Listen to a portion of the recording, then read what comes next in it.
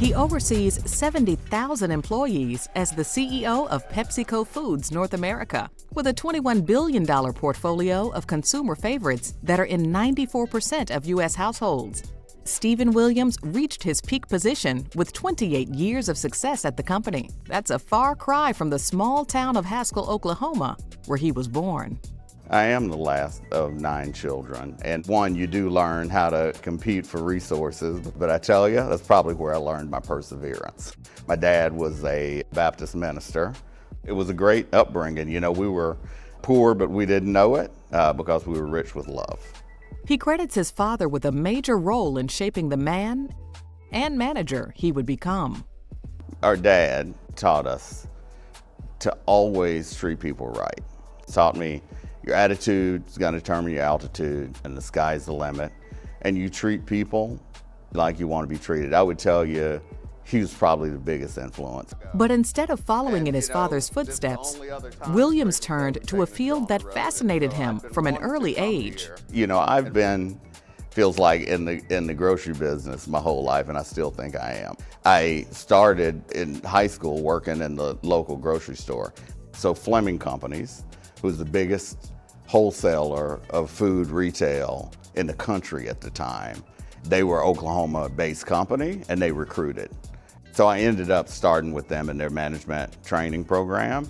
And from there, grew to be a buyer, got recruited by Quaker Oats at the time, who owned Gatorade, who was later acquired by PepsiCo.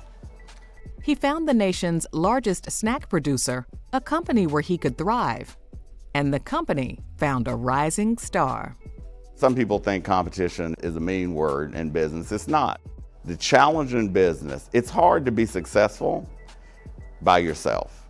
It's less about I than it is about we, right? And I think that's important for me in business as you think about career growth. For his achievements, he made the 2012 Black Enterprise list of the 100 most powerful executives in corporate America and the 2017 Black Enterprise list of the 300 most powerful executives. Hey, I think I was blessed with many gifts. I believe that. But I also say nobody gets anywhere without 1, being prepared, 2, having others, 3, having luck. That's what keeps me balanced. That balance includes not only time with family, but with philanthropy and in the boardroom.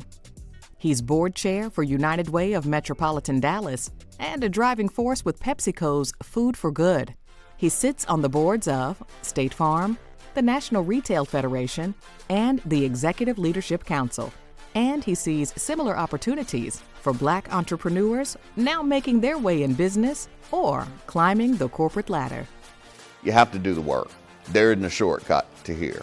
You have to build trust with the organization, which means you have to get results. You have to be relied on to do what you say you're going to do. If I was to give advice to somebody that's working to move through a company, don't just stay in the safe zone. I just think you have to have a little bit of edge when you think about your career. And don't forget to take a few risks. For his ability to meet all challenges to grow his division, his compassionate, collaborative management style, and his attitude of gratitude in personal life and career, Black Enterprise is proud to present the 2024 Black Men Excel Award to Stephen Williams.